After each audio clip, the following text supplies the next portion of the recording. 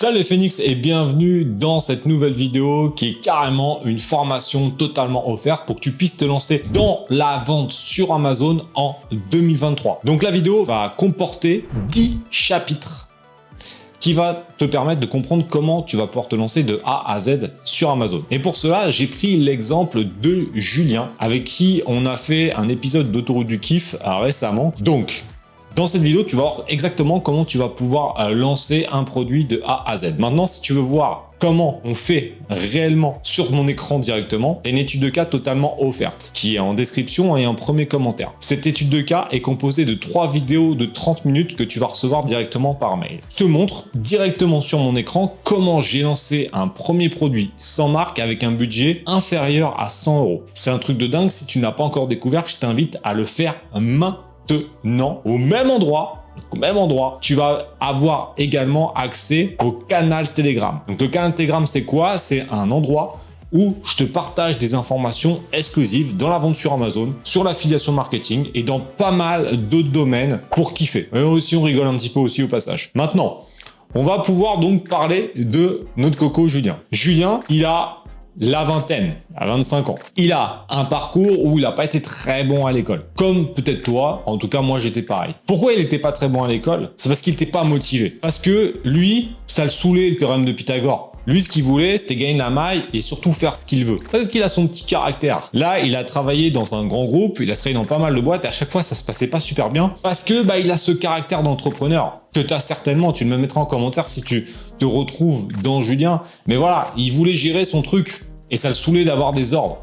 Et ça, souvent, c'est un premier signe qu'il faut être entrepreneur. Et donc, il tombe sur mes vidéos et là, il se dit « Ah, c'est pas mal ce truc-là. Pourquoi on va pas tester ?» Et là, il teste en parallèle de son activité. Et c'est toutes les étapes que je vais t'expliquer pour que toi aussi tu puisses faire la même chose, puisque la plupart des Phoenix commencent alors qu'ils sont encore salariés. Et ça, c'est très bien puisque ça permet d'avoir une sécurité financière et de pouvoir se lancer vraiment tranquillement. Donc on va pouvoir attaquer cette formation offerte. Pense à mettre un like parce que ça me prend quand même du temps à travailler ce genre de truc pour toi, mais ça me fait plaisir quand même.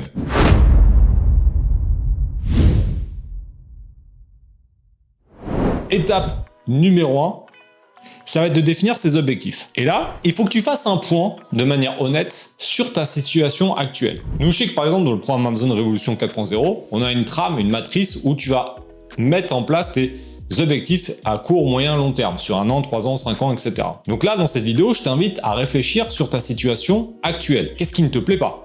Qu'est-ce qui te plaît? Qu'est-ce que tu aimerais atteindre dans 1 an, dans 3 ans, dans 5 ans? Et le fait de savoir où tu veux aller, c'est déjà un premier point ultra important pour la suite de ton projet. Parce qu'il n'y a rien de pire que de faire pour faire, sans vraiment avoir d'objectif. Et c'est plus compliqué que ça en a l'air, et la plupart des gens n'ont pas d'objectif. Si je te pose la question, et tu peux également le mettre en commentaire, tu me mets pas gagner de l'argent. Parce que ça, c'est un truc, à chaque fois que je pose la question, 9 fois sur 10, on me dit gagner de l'argent. Gagner de l'argent n'est pas un objectif, c'est une conséquence. C'est une conséquence d'action. Parce que je te rappelle une chose très importante, c'est que si tu fais rien, il se passera rien. Et tu n'atteindras pas tes objectifs. Ça, c'est pareil pour tout. Pour le business, pour le sport, pour choper des meufs ou des mecs, c'est pareil. Si tu passes pas l'action et que tu vas pas draguer, tu rentreras chez toi, que entre les jambes, comme on dit. Ça, c'est clair. C'est pareil. Il faut y aller. Il faut passer à l'action et il faut oser se lancer. Et c'est pas forcément super simple des fois. Et je suis complètement d'accord avec toi. Oui, je sais que là, tu es en train de me dire, c'est pas facile. Je te réponds directement, oui, c'est pas facile. Mais il faut y aller. Faut oser à petits pas. Mais ça, on va y revenir un petit peu plus loin. Et donc, gagner de l'argent, c'est une conséquence qui va être la création de valeur. Et ça, c'est un truc très important. Gagner de l'argent, il faut que tu crées de la valeur pour quelqu'un d'autre. Si tu ne crées pas de valeur pour quelqu'un d'autre, tu ne pourras pas gagner d'argent. Ça, c'est vraiment le point qui est super important. Donc, je t'invite à faire ça, à déjà définir tes objectifs. Qu'est-ce que tu veux atteindre? Ça, c'est l'étape numéro 1 qu'il faut faire absolument et tu peux le mettre en commentaire. L'étape numéro 2, ça va être de définir un budget. Et le budget, il va être défini en fonction de tes objectifs qu'on vient de voir précédemment. Puisque si tes objectifs sont ambitieux, imaginons, on va prendre mon cas de figure, quand j'ai débuté, j'habitais encore chez ma mère à 24 ans, elle me juge pas, j'étais en études, je faisais ce que je voulais, moi mon ambition, quand je me suis lancé, c'était que l'activité fonctionne, que je puisse prendre un appart et faire ma life, tu vois.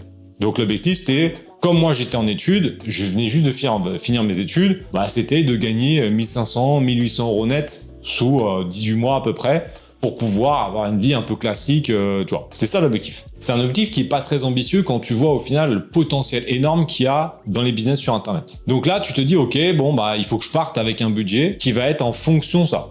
Donc moi, je suis parti avec 3 000 €, je crois, ou 3 000 – 4 000 €, je me rappelle plus exactement, pour lancer cette activité. Le manque de connaissances, encore une fois, m'a entraîné vers une perte de 2 000 € direct sur la première commande. Bon, puisqu'en fait, qu'est-ce qui s'est passé? C'est que quand j'avais pas l'expérience, j'ai acheté sur Alibaba, mais Alibaba de l'époque, on va y revenir un petit peu plus loin sur l'achat des produits, mais je te fais un petit topo sur le budget, j'ai une première commande qui s'est mal passée. Et j'ai commandé des produits en téléphonie, mais ça j'y reviendrai un petit peu plus tard aussi. Et j'ai reçu des contrefaçons de Louis Vuitton, donc du Louis Vuitton, tu vois. Donc j'ai perdu 2000 balles. Heureusement que j'étais parti avec 4000 et j'ai pu me refaire. Donc ça c'était des erreurs maintenant que 99,99% des Phoenix ne peuvent pas faire, puisqu'on guide sur comment acheter les produits, etc. Ça, c'est vraiment important. Mais la méconnaissance coûte toujours plus cher que la connaissance. Hein. Ça, c'est clair et net. De manière globale, on va avoir 2 stratégies de budget. Stratégie numéro 1, la personne qui a peur, le petit hérisson. Tu vois, le petit hérisson mignon. Alors moi, je suis exactement comme ça. Hein. Moi, je suis un mec ultra sécure, même maintenant avec des moyens financiers beaucoup plus importants.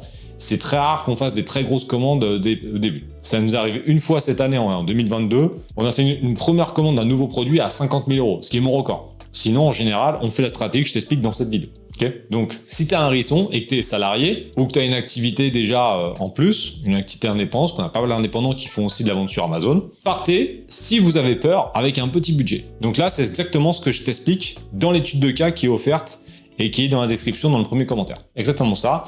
Partir avec un petit budget pour voir comment ça se passe. Donc là, on part avec moins de 500 balles. Donc là, clairement, on va être clair. Si tu n'as pas 100, 200, 300 € pour débuter et tester, c'est même pas la peine. On arrête tout, va faire autre chose. Parce que là, au bout d'un moment, il faut arrêter de vouloir lancer des business sans maille. Il faut un minimum quand même de temps et d'argent. Si tu n'as ni temps ni d'argent, c'est pas la peine. Dans ces cas-là, qu'est-ce qu'il faudra faire? Si tu n'as vraiment pas ce budget, il n'y a qu'une seule solution, c'est d'échanger ton temps contre de l'argent, de réussir à assainir financièrement ta situation pour avoir un budget de départ, ou essayer de récupérer de l'argent à droite à gauche, etc. Mais bref, c'est compliqué. Quand t'as pas de maille, c'est compliqué. Donc il faut quand même avoir un minimum de maille d'investissement. Donc la première solution, c'est de partir vraiment de manière sécure avec une stratégie, ce que j'appelle hérisson.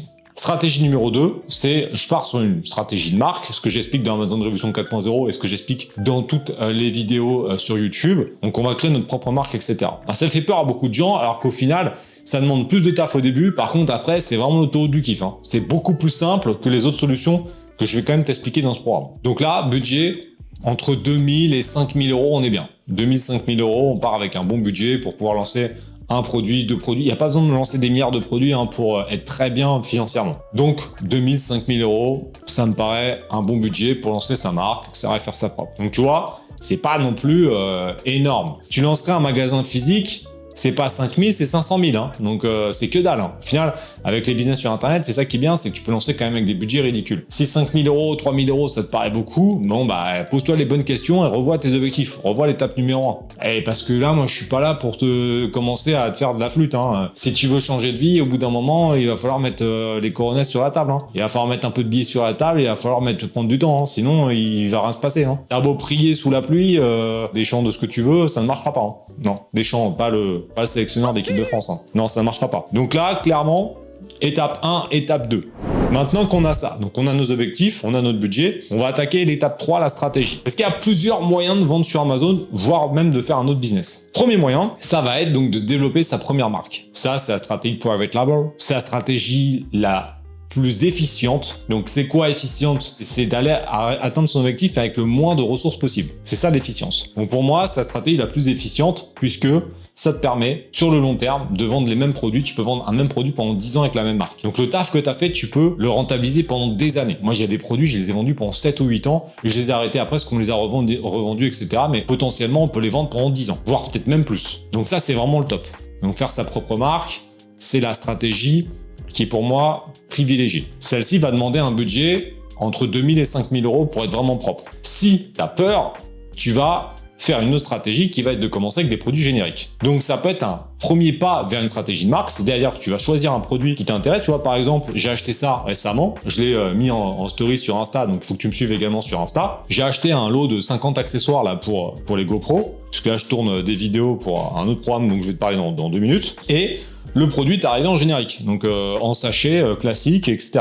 Lancer un produit comme ça en générique, ça va être la stratégie hérisson. Et là, tu vas pouvoir partir avec 100, 200, 300, 400 euros, tu vois. Donc là, petit budget pour lancer. Donc stratégie générique, c'est une stratégie qui est intéressante pour moi, qui est stratégie de lancement. Faire du générique tout le temps, c'est pas ma vision. Je sais qu'il y a des gens qui y arrivent, moi, c'est pas trop ma vision. Ça donne une stratégie. Troisième stratégie, qui est vraiment très intéressante, c'est de revendre des produits de marque. Donc là, c'est ce que j'explique dans Amazon Déclic, c'est un programme et c'est une méthodologie où on va revendre des marques déjà existantes. Par exemple, je parlais des GoPro. Le GoPro, c'est un exemple, hein, mais tu vois, des marques déjà existantes. Donc en gros, on va trouver des fournisseurs qui sont en France, en Europe, principalement, des grossistes. On va voir évidemment si le produit se vend déjà sur Amazon. On va regarder au niveau des fournisseurs à quel prix d'achat, on va calculer nos marges et on va acheter le produit chez notre fournisseur. L'avantage de cette stratégie, c'est que le budget de lancement peut être ridicule puisque tu peux débuter avec 300 balles, 400 balles. Mais par exemple, dans Amazon Déclic, j'utilise un exemple, toujours des études de cas, parce que je filme tout. C'est bien beau de faire des vidéos comme je fais sur YouTube, mais c'est pas pareil quand les formations payantes, c'est pas des formations comme on a sur YouTube. C'est je filme mon écran et je montre comment faire. Donc c'est très différent. Et donc là, j'ai utilisé un exemple où j'ai montré comment j'ai trouvé un produit, comment j'ai négocié, comment j'ai importé le produit, comment j'ai calculé les marges, comment je l'ai mis sur Amazon, etc., etc. Et ce produit, on est parti avec 500 balles. Donc c'est pas énorme. Donc ça, c'est la troisième stratégie qui est vraiment très intéressante. Maintenant, il y a des gens qui vont se dire au final, ouais, le e-commerce, ça me botte peut-être pas forcément. J'ai envie de faire un business sur Internet, mais j'ai pas envie de vendre de produits. Et dans ces cas-là, il y a l'affiliation marketing. L'affiliation marketing, c'est un business qui est vraiment ultra puissant puisque tu vas vendre des produits des autres. En gros, toi, tu vas en parler sur les réseaux, sur un site, etc. Et derrière, tu vas toucher des commissions en fonction des ventes que tu vas réaliser à travers le produit des autres. Et ça, l'affiliation, c'est vraiment ultra puissant et moi, je kiffe. Et par contre, c'est pas l'un ou l'autre. Tu peux très bien faire de la vente et également de l'affiliation. L'affiliation marketing, t'as pas besoin de montrer ta tête. Ah, je sais qu'il y en a plein qui ont peur de ça. Tu peux avoir plein de moyens pour ne pas montrer ta tête et quand même faire du business sur Internet. Après, c'est une autre stratégie, l'affiliation, puisque c'est d'autres qualités. Puisque là, il faut savoir soit rédiger, soit après tu peux tout déléguer, hein, mais au bout d'un moment, si tu délègues tout, il faut qu'il y ait du budget derrière, parce que forcément utiliser le temps des autres et les compétences des autres, ça coûte de l'argent. Mais tu peux très bien faire une chaîne YouTube en faisant du point of view, donc en filmant comme ça avec la caméra sans montrer ta tête. Et toi, t'es en point of view, t'es pas obligé de te montrer ta tête. Après, tu peux aussi utiliser des avatars. Donc, des avatars, ça n'a rien à voir avec le film. Hein, donc, pas ta tête non plus, avec des dessins, etc. Moi, j'aime moins, mais c'est possible. Et après, évidemment, tu peux aussi utiliser que les réseaux comme Insta ou TikTok et faire que en images, en photos, etc. avec des montages ou des textes. Il y a vraiment pas mal de trucs à faire. De toute façon, ces méthodes-là, quand tu vas découvrir l'étude de cas qui est dans la description dans le premier commentaire, à la fin de l'étude de cas, tu as un challenge pendant 30 jours. C'est-à-dire que je t'accompagne par mail pendant 30 jours où je t'explique ces différentes stratégies et je te mène jusqu'à ton lancement. Donc on va en reparler, donc tu iras voir directement ce qui se passe là-dessous. Maintenant, on va passer à l'étape 4. Ah ouais, ça avance, hein. Ouais, ça avance. Étape 4, la création d'une entreprise. Parce que quand tu veux vendre sur Internet ou même faire de l'affiliation, il faut une activité commerciale. Donc il faut créer une société. Là, on a plusieurs solutions. Si tu es un petit peu frileux et que tu es parti avec une stratégie hérisson, en général, tu vas créer une auto-entreprise. L'auto-entreprise, c'est bien parce que c'est super simple. Hein, tu vas directement sur le site de l'URSSAF. C'est pareil, hein, je t'ai mis les liens importants en description. Tu vas t'inscrire en ligne et sous 14 jours, après, tu vas recevoir ton équivalent de ton CABIS, donc ton registre d'enregistrement pour l'auto-entreprise. L'auto-entreprise, c'est très bien pour débuter, mais encore une fois, pour moi, c'est temporaire. C'est jusqu'à temps que tu atteignes 10, 12 000 euros de chiffre d'affaires par mois. Ça paraît peut-être beaucoup, mais c'est pas tant que ça. Donc ça peut aller relativement vite si tu suis bien les étapes et que tu passes à l'action, etc. 10-12 000 euros par mois, c'est pas énorme. Une fois que tu as franchi ce capounet là, ce petit cap, tu vois, là, ça peut être intéressant de passer en société. Pourquoi? Parce que l'auto-entreprise, c'est bien pour débuter, mais tu payes des charges sur ton chiffre d'affaires réalisé. Donc environ, alors le taux, c'est pareil, il faut aller voir les taux sur Internet, mais en gros, tu es à peu près à 12% de ton chiffre d'affaires dans la vente, donc la vente sur Amazon, et tu es à 22% sur l'affiliation marketing. Donc c'est quand même des charges qui sont importantes et tu ne peux pas déduire de charges. Parce que les autres, c'est des cotisations, bref. Mais les charges, par exemple, si tu as un forfait téléphonique ou le prix des produits, tu ne peux pas le déduire.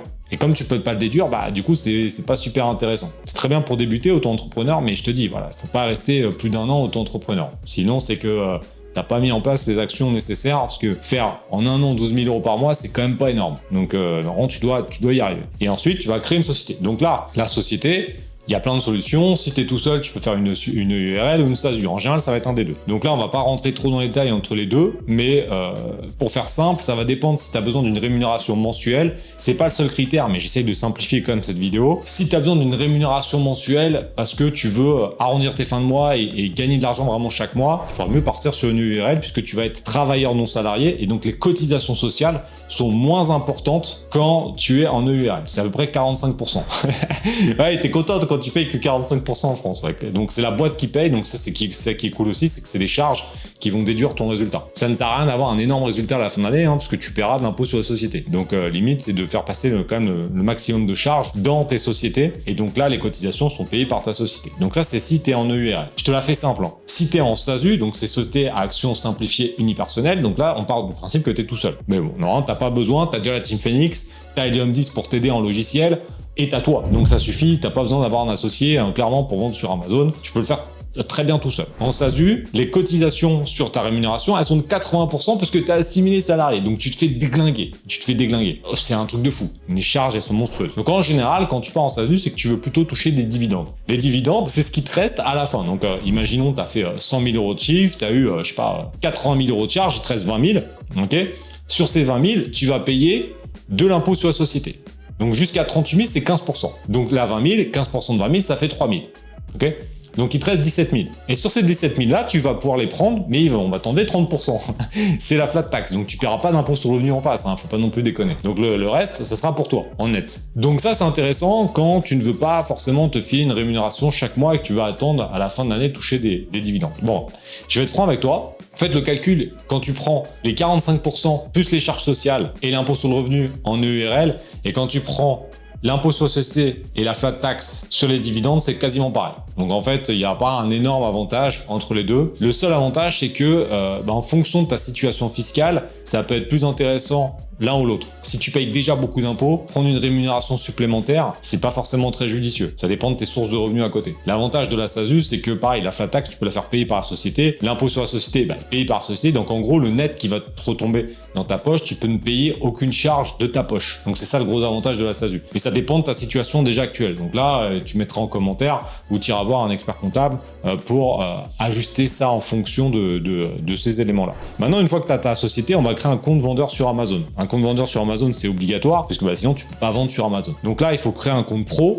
où il y a un abonnement à peu près de 40 € par mois. C'est 39 € par mois hors taxe. Là, l'élément est assez simple. Si tu commences auto-entrepreneur et au bout d'un an, tu passes en société, tu peux faire la migration sur le même compte. Donc ça pose pas de souci. Tu commences en société, c'est réglé. Tu mettras en commentaire si tu as des questions sur cette étape numéro 4. Étape numéro 5, ou très grosse étape qui pose souvent des problèmes aux débutants, les produits à vendre. Maintenant, on est bien beau, on a nos objectifs, on a notre budget, on a notre stratégie, on a créé la boîte, on vend quoi? On vend quoi? Bon, là pareil, Bibi, qu'est-ce qu'il t'a mis? T'as mis un petit guide pratique. Donc c'est un guide à lire, ok? Un guide offert qui est dans la description dans le premier commentaire, guide pratique pour trouver ton premier produit viable sur Amazon. C'est cadeau. Le conseil que je te donne, c'est de partir dans des niches que tu connais. Donc c'est quoi une niche? Ça n'a rien à voir avec le truc pour le chien, c'est pas ça. Une niche, c'est une catégorie de produits. Il y en a plein, et il y en a des centaines et des centaines. En gros, le fait de partir dans des niches que tu connais, ça te permet de gagner du temps. Pourquoi ça te permet de gagner du temps? Parce que tu connais les produits. Imaginons, toi, t'es un sportif, d'accord, et t'aimes bien tout filmer. Le fait de vendre des accessoires pour les GoPro, tu vas savoir exactement, par exemple, tu fais du vélo, du VTT, du bicross, de la moto, etc. Peut-être que tu vas savoir que les motards, ils aiment bien se filmer. Dans ces cas-là, tu vas peut-être te dire, ouais, je vais vendre des accessoires pour la GoPro ou pour les caméras comme ça, sportives, là, mais adaptés à la moto. Ça peut être un kit spécial moto. Pour les motards, parce que toi, t'es motard. Tu veux faire peut-être un kit spécial BMX ou VTT ou etc. Parce que toi, t'es un cycliste, tu vois. Un skater, peut-être ça peut marcher aussi pour les skaters. Et c'est là où en fait que tu peux te rendre compte qu'on peut être des centaines de milliers à vendre sur Amazon parce que le même kit, imaginons, tu vends ça avec les trucs pour attacher là. Si tu cibles des clients différents avec le même produit, quelqu'un qui cherche pour la moto, ne verra pas la même annonce que ceux qui cherchent pour le vélo, ni pour le skate, etc. Ce qui fait que c'est pour ça que ça permet d'avoir des possibilités qui sont énormes, parce que le même kit, je peux le vendre à 15 personnes différentes, avec 15 fiches produits différentes, et donc avoir 15 personnes qui vendent le même produit, mais au final, pas pour la même cible. Et c'est là où tu te dis, et c'est une remarque qu'on me fait souvent, ouais, mais pourquoi tu formes les autres? En fait, tu te formes des concurrents. Bah, dans Amazon Révolution 4.0, pour donner une idée, on a un produit qu'on utilise comme exemple. Donc là, ça fait, au moment où je fais la vidéo, ça fait 2 ans qu'on l'utilise. Donc le produit, il est visible, hein. Tout le monde le voit. Et pourtant, on bat des records tous les ans. Pourquoi? Bah, parce que, une fois que c'est lancé, c'est très dur à copier. Donc ça, c'est la première chose. Et on n'a qu'un produit sur cette boutique-là. On en a fait d'autres, on les a revendus, on les a arrêtés, etc. Mais une boutique qui fait 1 million à l'année, avec 5 produits, c'est large. Tu peux même avec 2 produits ou 1 produit, tu peux faire 1 million à l'année. Je dis pas que tu vas forcément le faire, mais c'est largement possible avec très peu de produits de faire du chiffre. Ce qui fait qu'en fait, il n'y a pas besoin d'énormément de produits, donc il peut y avoir énormément de personnes qui peuvent vendre sur Amazon, puisque je te dis, mon fameux kit là, il y a 10 personnes qui peuvent le vendre et 10 personnes qui vont le vendre avec des cibles différentes. Donc en fait, c'est pas vraiment des concurrents, tu vois. Donc pars sur une niche que tu connais, parce que c'est plus simple. Maintenant, attention, toutes les niches ou toutes les passions ne se valent pas. Si ta passion, c'est les chihuahuas et que vous êtes 4 fans dans le monde, bon bah là, t'oublies. Parce que c'est-à-dire qu'il n'y a pas suffisamment de demandes. Et là, il va falloir faire attention à ça, c'est que ton produit, il faut qu'il ait suffisamment de demandes, donc il y ait quand même pas mal de gens qui veulent l'acheter, et qu'il y ait quand même des offres. Parce que ça, souvent, on me dit, ouais, mais s'il y a trop de concurrence, etc. Trop de concurrence, c'est pas bon. Mais pas de concurrence du tout, c'est pas bon non plus. Parce que là, tu vas redescendre, mon petit gars. Je t'explique tout de suite ce qui va se passer. Parce que là, on est 8 milliards maintenant, là. Ouais, ça vient juste de passer au moment où je fais la vidéo. On est passé à 8 milliards sur Terre. Si tu crois que t'es le seul à avoir d'excellentes idées sur cette putain de planète, t'as quand même un ego surdimensionné. En général, ce qui se passe, c'est que t'as un autre gars qui a eu l'idée avant toi. Mais au final, c'est pas grave, parce qu'on n'invente rien, t'es pas là, t'es pas un inventeur. Toi, t'es un marketeur. Notre boulot, en tant que vendeur sur Amazon, c'est de faire du marketing. C'est pas d'inventer des produits. Et tu sais pourquoi? Parce qu'on ne réinvente pas la roue. On reprend des produits qui fonctionnent déjà bien et on fait notre marketing. Nous, on fait du marketing, on est des marketeurs. Et l'avantage, c'est que le marketeur ne suce jamais de cailloux. C'est-à-dire qu'il a jamais un manque d'argent. Alors que l'inventeur, il y a plein d'inventeurs, ils ont fini dans le caniveau. Parce qu'en fait, ils ont inventé leurs produits et ils ont pas commercialisé le truc et ils ont pas de maille. Marketeur, ce n'est pas négatif. Marketeur, c'est juste que tu sais à qui tu cibles et comment ton produit va pouvoir l'aider. Et tu vas mettre en avant ses bénéfices et ses émotions pour le vendre. C'est ça, être marketeur. Après, si ton produit c'est de la merde et que t'arnaques les gens, t'es pas un marketeur, t'es un arnaqueur. C'est complètement différent. Mais si ton produit est bon, tu vends les accessoires pour ta GoPro, les accessoires sont de bonne qualité et que tu vas aider la personne, le motard, à pouvoir filmer des éléments de sa vie qu'il va pouvoir montrer à sa famille et à se rappeler des bons moments, tu crées de la valeur pour lui, il le paie, il est content, toi t'es content, le marketing est bon. Si derrière tu vends de la merde et que la première utilisation le truc se casse et que le mec ça tombe dans sa roue, ça lui crève la roue, il se vautre et il finit tétraplégique, là t'es un arnaqueur. Tu vois ce que je veux dire? Donc en fait ça dépend ce que tu vends. Donc je veux pas entendre de oui mais ça c'est le truc de merde. Marketing, c'est de la merde. Ça dépend ce que tu vends. Soit tu vends de la merde, soit tu vends un truc bien. Si tu vends un truc bien, y a pas de souci. Donc partir plutôt dans les produits que tu connais, c'est quand même beaucoup plus simple. Maintenant, tu as vérifié la demande, tu as vérifié l'offre. C'est bien aussi de partir avec des produits qui sont entre 15 et 30 € en prix de vente. Pourquoi? Parce que ça te permet d'acheter ces produits entre 1 et 5 $. Donc c'est des budgets qui sont relativement faibles pour débuter. Après évidemment, si tu as de l'expérience, tu as de la bouteille, tu sais comment gérer, tu peux partir avec des budgets plus gros. Et donc vendre des produits à 50, 60, 70, 80, 90, 100 €. Mais là, si tu regardes cette vidéo, dans 99% des cas, tu es un débutant. Soit tu viens de te lancer, soit tu t'es pas encore lancé, soit tu savais même pas qu'on pouvait vendre sur Amazon et t'es tombé dessus parce que je suis beau gosse. Peut-être, je sais pas.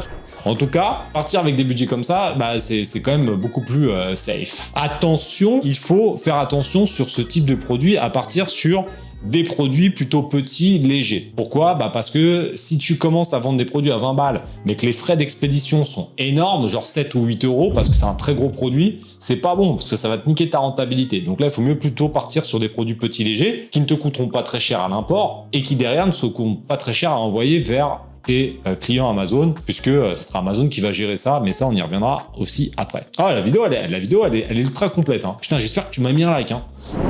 Attention à faire des produits solides également. Produits qui ne cassent pas. Si je commence à vendre des verres, pour débuter, c'est pas une bonne idée. Je te ne dis pas que vendre des verres, c'est une mauvaise idée, mais en tant que débutant, c'est une mauvaise idée. Nuance. Maintenant, dernière remarque, attention, en tant que débutant, d'éviter les produits dans la catégorie hygiène et santé, donc tout ce qui va être lié à la peau, etc., et les produits électroniques. Produits électroniques, c'est plus pour une raison qu'il faut passer ce qu'on appelle l'ASMAT. J'ai fait une vidéo il y a longtemps là-dessus, mais ça n'a pas changé, donc tu peux toujours aller voir ça. Ah, j'avais moins de rides à l'époque, hein, tu vois, ça m'avait moins pris la tête, hein.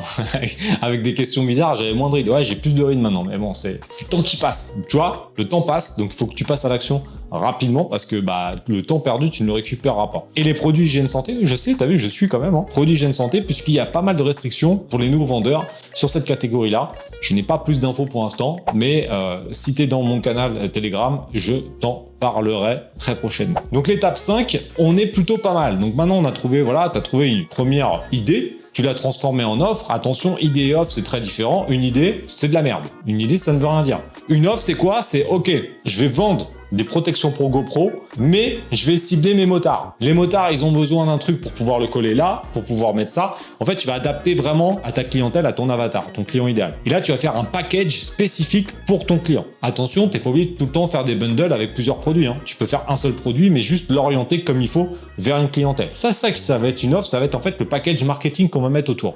Donc là, une fois qu'on a ça, maintenant, on arrive à l'étape 6. Donc là, on a fait ça, maintenant on va valider la marge. Comment on fait ça? Comment on fait ça? Tu sais ou pas? Tu mets en commentaire si tu sais. Ah, si tu sais, c'est cool. Si tu sais pas, bah tu regardes la vidéo. On va rechercher un fournisseur. Pourquoi? Parce que ça va nous permettre de voir le prix d'achat.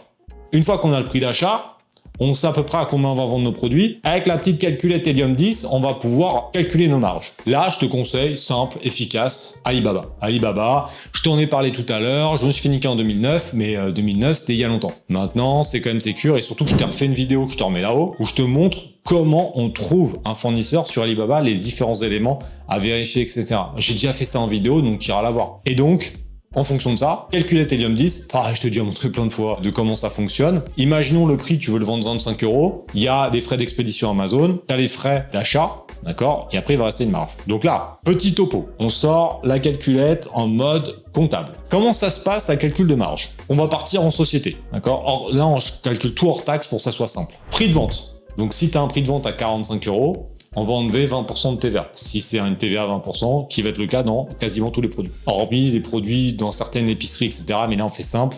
Donc, on enlève 20%. Donc, on enlève 20% à 45 €. Ça nous emmène à un prix hors taxe. Ce prix hors taxe, c'est notre chiffre d'affaires. Là-dessus, on va déduire différents frais. Je les détaille. Donc, on va déjà déduire le prix d'achat de ton produit sur Alibaba. On va déduire les frais d'import de ce produit vers la France. Et ça, on va y revenir dans l'étape numéro 8, ok, donc les frais d'import. Les frais de douane, s'il y a des frais de douane, mais normalement, soit ils vont être inclus, soit tu vas les payer en plus. La TVA, j'en parle pas puisqu'on prend tout hors taxe. Et ensuite, on va déduire différents frais Amazon. Les frais Amazon, ça va être quoi? L'abonnement Amazon, on va le déduire sur l'ensemble des ventes. Donc, je vais pas le déduire sur chaque vente. Donc ça, je l'exclus. On va avoir les frais de commissionnement de la vente, donc en général c'est 15,45%. Le fait d'utiliser la plateforme, tu vas payer 15,45% à Amazon. Derrière, tu as les frais d'expédition. Bon, bah là, ça varie en fonction de ton produit. Ça peut aller de 2 € à 7 €, hein, ça dépend de ton produit. Et on va voir les frais de stockage. Les frais de stockage, c'est ridicule, hein, c'est 2, 3, 4, 5 centimes par produit. Donc ça, c'est vraiment pas énorme. Et une fois il y a la pub, si on fait de la pub. Ben ça, on y reviendra en étape numéro 10. Une fois que tu as ces frais-là, il va te rester une marge. Cette marge-là, tu vas la diviser par rapport à ton prix. Donc là, soit on fait sur le prix TTC, soit sur le prix hors taxe. Si on veut être vraiment pertinent, il faut le mettre sur le prix hors taxe, puisque la marge va se calculer sur du hors taxe. Et là, je te conseille de partir sur une marge au minimum de 25%. Donc, imaginons sur un prix de vente à 40 €, ben, il faut essayer d'être à 10 € de bénéfice. Comme ça, on est pas mal. On a 25%, ça laisse une bonne marge de manœuvre là-dessus. L'idéal, c'est d'être à 25, voire même 30% hors frais de pub pour avoir cette marge de manœuvre pour faire de la publicité. Maintenant, on va attaquer à l'étape numéro 7. Bon, on est à l'étape 7, hein. Étape 7, création de sa fiche sur Amazon. On a déjà bien avancé quand même. Donc là, maintenant, qu'est-ce qui va se passer? On crée sa fiche avant d'importer les produits, avant d'acheter les produits, juste pour voir si tout est OK. Parce qu'Amazon, ils sont taquins. Et des fois, tu sais pas pourquoi, mais ton produit peut te bloquer. Un mot-clé ou quoi aux caisses. Donc c'est intéressant, pas forcément d'optimiser la fiche produit avec un super copywriting et un super web marketing, mais au moins de voir si tu es autorisé à vendre sur cette catégorie ou quoi aux caisses. Alors ça, c'est mon côté sécure. Honnêtement, je suis sûr que tu regardes 100 autres vidéos sur internet sur le sujet, personne va te dire ça. Moi, c'est mon côté, voilà, j'ai commencé en 2009, hein. Pas commencé en 2019 et j'ai pas vendu de produits, tu vois. Donc forcément, j'ai vu pas mal de cas de figure. Et on a formé quand même des milliers de personnes, donc je préfère être prudent. Donc je préfère créer la fiche produit en amont. Surtout que derrière, il y a une petite astuce. Ah là, c'est pareil, c'est pour ça que heureusement que t'es encore là. Du coup, tu vas pouvoir anticiper, quand tu auras ta fiche produit, tu pourras sortir les étiquettes. Et ça, c'est une information très importante. Que note bien. Ça, tu peux le noter. Parce que comme tu as créé ta fiche, tu vas pouvoir sortir les étiquettes qui vont être utiles pour pouvoir ensuite envoyer tout ton stock directement sur Amazon et gagner un temps considérable. Et c'est pour ça qu'il faut faire cette étape-là avant. Et l'avantage de ça aussi, c'est que t'as pas besoin donc du coup de te créer de site internet, pas besoin d'avoir des connaissances en informatique puisque c'est juste des cases à remplir directement sur Amazon. Donc c'est pas très compliqué. Après, c'est le marketing qui va être derrière, c'est les mots-clés, c'est les arguments, c'est voilà, c'est tout ça. C'est tout ça qu'il va falloir savoir faire. Mais en soi, créer la fiche, c'est pas très compliqué. Là, sur les étiquettes, je te la fais simple, il y a plusieurs trucs à connaître. Tout d'abord, il y a ce qu'on appelle le SKU. Le SKU, c'est ton code produit. C'est toi qui le définis. Donc par exemple, si tu vends une coque pour GoPro, bah tu vas appeler ça coque GoPro 1 par exemple. Et coque GoPro 2 si tu en as une deuxième. Ça, c'est le SKU. C'est un code que tu génères par toi-même. Ensuite, on a l'ASIN. L'ASIN, c'est le code unique de ton produit, mais c'est Amazon qui te le génère. C'est ce qu'on retrouve dans le lien URL de ta fiche produit, etc. Ensuite, pour faire simple, il y en a un troisième à connaître, c'est le FNSKU. Le FNSKU, c'est un code, c'est comme un code barre, mais celui-ci il sert pour la logistique Amazon. Et c'est Amazon qui te le génère. Et c'est ça qu'on va télécharger et imprimer, ou télécharger et envoyer à ton fournisseur dans un second temps. Donc le format, c'est des... tu peux le sortir de n'importe quelle taille, mais en général, tu sors du 52,5 par 29,7, donc c'est des étiquettes que tu achètes sur Amazon, et des étiquettes autocollantes. Et si tu veux les imprimer toi, tu peux avec une imprimante imprimer tes étiquettes. Mais nous, dans notre optique, c'est qu'on va le garder au chaud ça, on va les enregistrer en PDF et après on les enverra à notre fournisseur. Et il suffira de lui dire au moment de l'achat, attention, je veux que tu colles cette étiquette sur chaque emballage. Et eux, ils le font. Et ils le font, il n'y a pas de souci. Donc ça, c'est l'étape 7. Si tu as des questions, tu me les mets en commentaire. Là, maintenant, on va passer donc à l'étape numéro 8, qui va être l'achat et l'import. J'ai regroupé sous une seule catégorie, mais ça se passe en deux temps. L'achat, c'est très simple, tu vas sur Alibaba directement. Une fois que vous êtes d'accord, ton fournisseur va t'envoyer une sorte de devis sur Alibaba. Si c'est OK, tu vas tout simplement le payer directement sur Alibaba, donc par carte bleue ou par virement, tu peux faire les deux, pas de souci particulier là-dessus. Attention au niveau de ta carte, si c'est une commande de 2000 €, fais gaffe que ta carte bancaire ait un plafond de paiement en ligne suffisant, sinon tu vas te bloquer et ça marchera pas. Petite astuce que je te donne aussi à faire gaffe là-dessus, sinon tu peux faire un virement, ça marche très bien. Est-ce qu'il y a un truc privilégié au début? Non, de toute façon, tu as les assurances. Si t'as été voir la vidéo sur comment choisir un bon fournisseur, pas de souci particulier, voilà, sauf si tu as fait un choix de merde, mais normalement, si tu suis ces vidéos et que tu as un Phoenix, t'as pas fait de la merde. Donc normalement, ça se passe bien. Maintenant, on va passer à l'import. Donc l'import, qu'est-ce qui se passe? Là, attention, entre ces deux étapes-là, une fois que tu as payé, contacte ton fournisseur en disant « Attention, je veux qu'avant l'envoi, tu me colles ces étiquettes sur l'emballage. » Les fameuses FNSKU qu'on a vues dans l'étape 7. Ah, ça, oublie pas, parce que sinon c'est galère. Donc ça, c'est très important. Ça, sans ça, tu pourras pas envoyer stock directement avec Amazon. Il faut les envoyer chez toi, coller les étiquettes et après les envoyer au stock Amazon. Ça va te prendre du temps. Une première commande, tu vas pas faire un container. Si tu fais 200 pièces, ça va te prendre 15 minutes. Et après, tu vas le renvoyer à Amazon, ça va te coûter 5 balles. C'est pas dramatique si t'oublies. Mais bon, j'ai envie de te dire, si tu te formes, autant ne pas faire ce genre de conneries et gagner du temps. Voilà, tout simplement. Au niveau de l'import, il y a 4 moyens pour importer tes produits. Il y a l'avion, le train, le bateau et le camion. Chacun a des avantages et des inconvénients. On va la faire simple. L'avion, avantage, super rapide, ça prend entre 2 et 5 jours. Inconvénient principal, c'est cher. Entre 5 et 10 € du kilo, ça dépend des moments, etc. Plus tu te rapproches de la fin d'année ou du nouvel an chinois, plus c'est cher. En ce moment, depuis le Covid, ça a plutôt tendance à être cher un peu toute l'année. Je vais pas te mentir, j'ai connu des tarifs à 3 € le kilo, c'est terminé depuis un moment ça. On est plutôt à 5, 6, 7, voilà. Donc ça dépend, il faut faire, faut contacter des transporteurs et faire des devis et comparer. Okay. Le train, avantage, c'est quand même beaucoup moins coûteux. On est sur un tarif entre 1,5 et 3 € du kilo, voire un peu moins, mais ça dépend des périodes, mais on va dire 2 $ du kilo à peu près. Donc c'est pas très cher. L'inconvénient, c'est que c'est pas rapide, c'est 35-40 jours. Par contre, autre avantage, c'est que c'est quand même assez safe. Tu vois, le train qui déraille, c'est quand même relativement rare, etc. Donc il n'y a pas trop de soucis particuliers, pas trop de retard, donc ça se passe plutôt bien. Le train, c'est cool. Franchement, le train, c'est cool. Autre transport qui ressemble au train, c'est le bateau. Donc là, ça va être quasiment le même coût, voire un poil moins cher si tu commences à rentrer des containers, etc. Mais sur des premières petites commandes, ça sera à peu près pareil que le train. Donc avantage, c'est pas cher, c'est le moins cher des 4, ok. Inconvénient, c'est que c'est long. C'est le plus long des 4.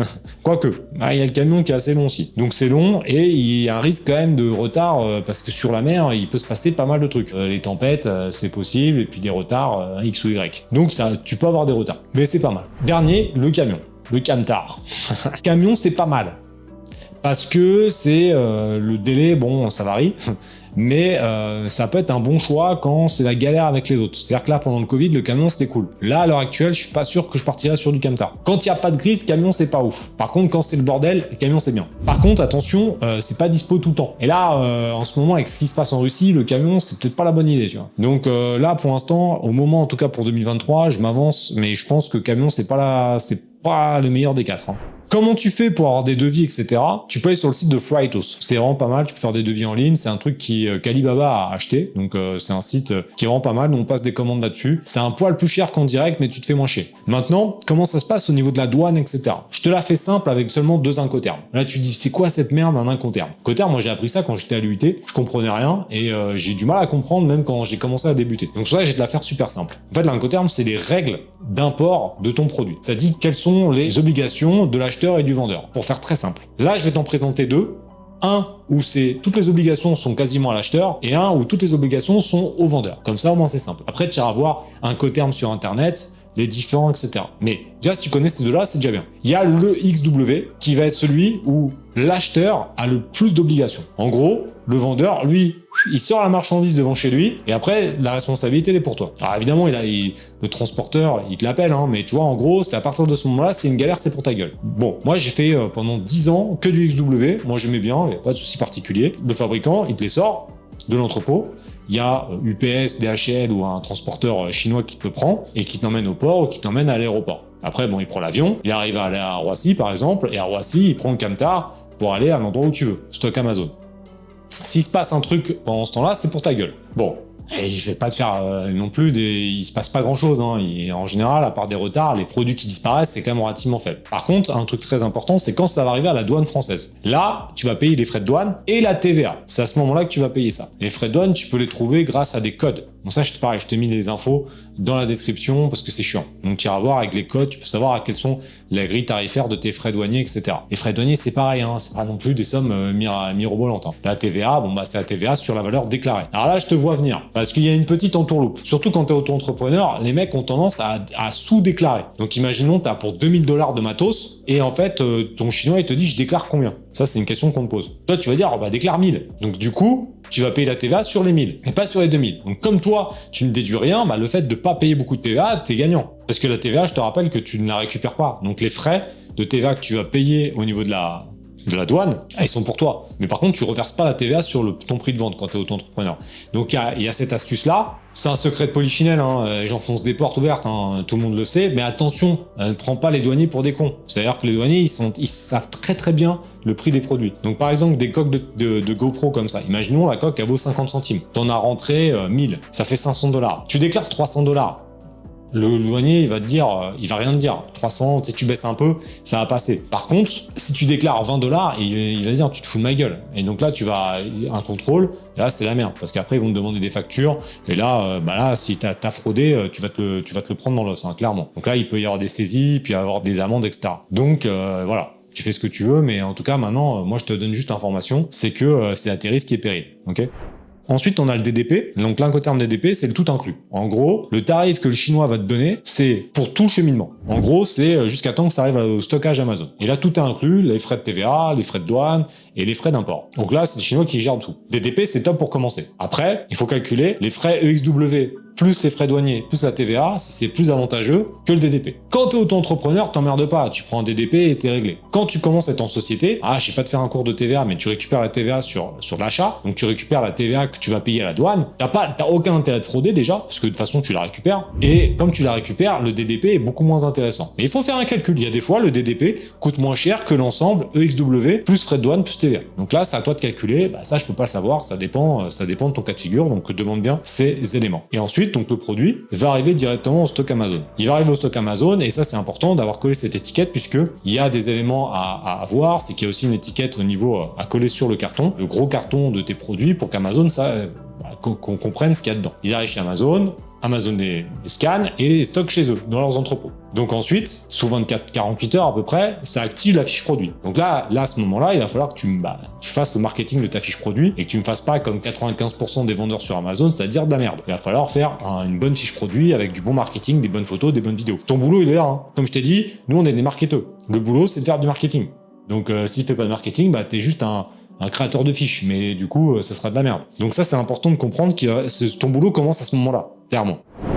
On arrive à l'étape 9, une fois que tu as fait un marketing, il va falloir faire de la promotion. Donc la promotion, comment ça va se passer? On peut attaquer, moi j'appelle la stratégie escalier. C'est-à-dire qu'on commence avec un tarif qui est quand même plus faible et on le monte au fur et à mesure en fonction des ventes pour pouvoir activer les ventes dans les 30 premiers jours. Activer les ventes sur le premier mois est très important puisque ça va montrer à Amazon que tu es solide. Que toi, tu es un mec, tu es un phénix, et les gars ils vont se dire « Oh putain, lui il est chaud, on va le mettre en avant ». Donc comme tu es déjà en avant dans les 30 premiers jours, le fait de vendre bien, ils vont dire à lui il est chaud.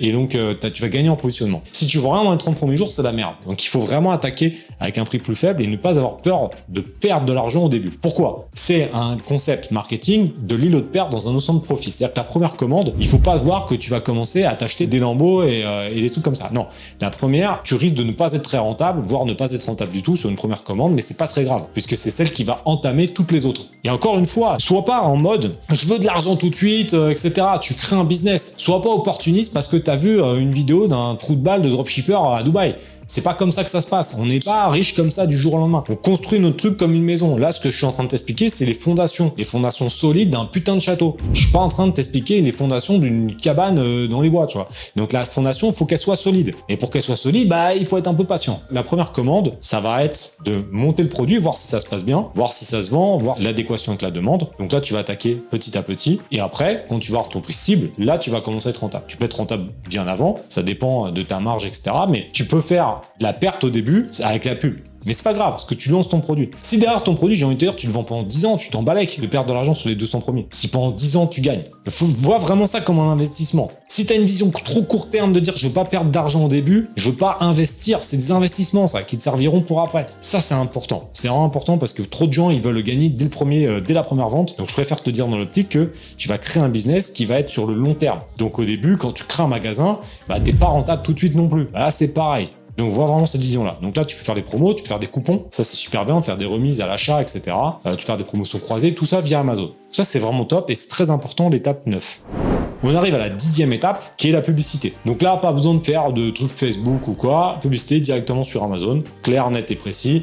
Il y a tout ce qu'il faut. Et donc, on va faire de la pub. Là, en fait, la pub, il faut imaginer que ça nous sert à positionner notre produit en référencement naturel. C'est-à-dire qu'en gros, on va travailler certains mots-clés pour gagner en position au niveau naturel. Ça, c'est quand même une des optiques de la pub. Évidemment, c'est aussi de faire des ventes directes. Mais là, l'erreur que la plupart des gens font, c'est qu'ils regardent le retour sur investissement que de la campagne publicitaire. Imaginons, ils ont fait 1000 € de vente pour 500 € de pub. Et là, ils se disent, bah, on a fait un x2. Ou on a fait 1000 € de pub pour 500 € de vente. Donc, on n'est pas rentable. Oui, techniquement, vous n'êtes pas rentable sur la partie pub. Mais est-ce que le fait d'avoir mis 1000 € de pub sur certains mots-clés, ça vous a permis de faire des ventes en naturel? Et en fait, c'est pour ça qu'il faut faire attention au niveau de la pub et de le prendre de manière globale. Imaginons, tu as mis 500 € de pub et tu as fait 3000 € de chiffre. Tu vas comparer par rapport à ton chiffre d'affaires global, publicitaire et en référencement naturel. Et là, donc, ça ferait 16% de ton chiffre d'affaires. Parce que les pubs vont t'aider à faire de la vente naturelle. Donc, c'est ça qu'il faut voir, c'est le budget publicitaire global et pas uniquement le budget publicitaire que tu as mis et que tu as récupéré. Ça, c'est vraiment super important. Parce qu'après, on va pouvoir faire du ciblage, etc.